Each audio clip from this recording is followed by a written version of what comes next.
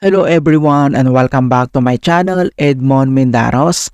And for today's quick tutorial, I'm going to show you guys on how to resolve PC and laptop lags after updating to Windows 11 24H2 versions. So Windows 11 24H2 began rolling out to all users on October 1, 2024, bringing many improved features and new features such as improved Copilot app, Wi-Fi 7 support, Windows Recall, and more. However, the update also brought various problems such as mouse pointer disappears in Windows 11 24H2 and PC lags after update. And then I'll show you how to resolve it. And without further ado, and let's go ahead. So the first solutions we will do is to update your device driver. So all you have to do is to open up on a search menu. And dito sa search for app, so type mo lang dito yung device manager. And then click mo lang dito yung open.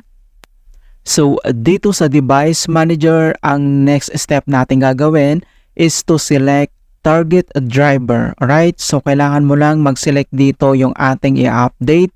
For example, dito sa sound, video, and game controllers, makikita nyo dito na may exclamation mark dito sa driver, and then kailangan natin itong i-update. So i-select mo lang yan, and then kailangan mo lang mag-right click and select mo lang dito yung properties, and dito sa kanyang properties, so dito lang sa taas, select mo lang dito yung driver. And then makikita mo na lahat dito yung kanyang driver informations details. Alright, so pwede mong i-view yung kanyang driver details. And then next step ay click mo lang dito yung update driver. So click mo lang yan. And may dalawang options na pwede natin gawin, like search automatically and then browse my computer.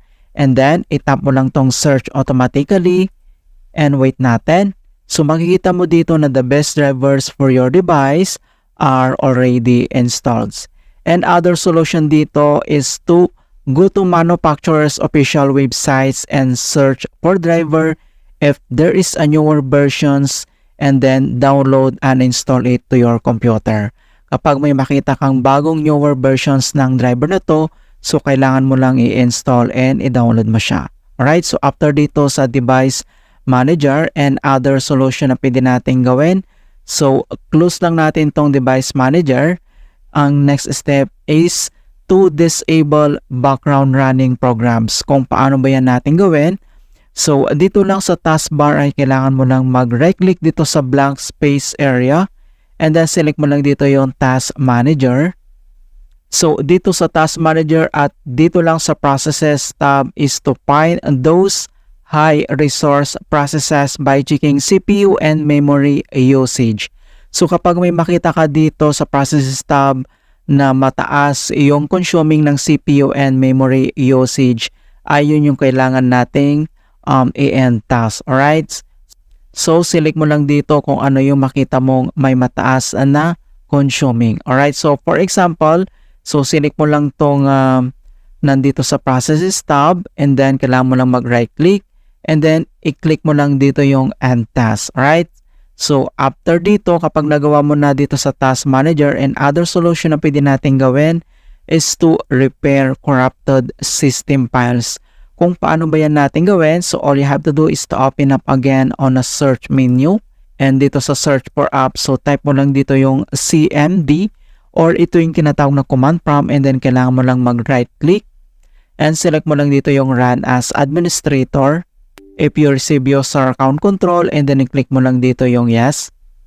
So dito sa administrator command prompt, and then kailangan lang natin i-enter tong command keyword na dsm space / online space / cleanup dash image space / restore health. So copy lang natin yan, and next step dito lang sa taas ay kailangan mo lang mag right click, select mo lang dito yung edit, and then i-click mo lang dito yung paste, or pwede mong gamitin yung keyboard shortcut na Ctrl+B, and then click mo lang yan and press mo lang yung enter, and then deployment, image and servicings and management tool.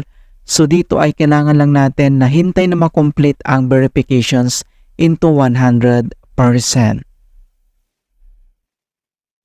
And the restore operations completed successfully. And next command keyword na kailangan natin i-enter ay type mo lang yung command keyword na sfc /scan now.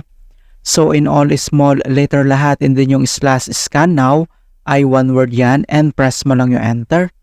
And then beginning system scan. This process will take some time. Beginning verification space of system scan. So dito ay kailangan ulit natin na hintayin na makomplete ang verifications into 100%. And finally, verifications 100% complete. And then next step, so dito lang sa start menu, and then kailangan mo lang mag-restart. Okay, click mo lang yan. Alright, so ganoon lang po kasimple on how to fix PC lags after updating to Windows 11 24 H2. And please don't forget to like this video and subscribe to my channel for more quality content. Thank you guys, and see you in my next tutorial.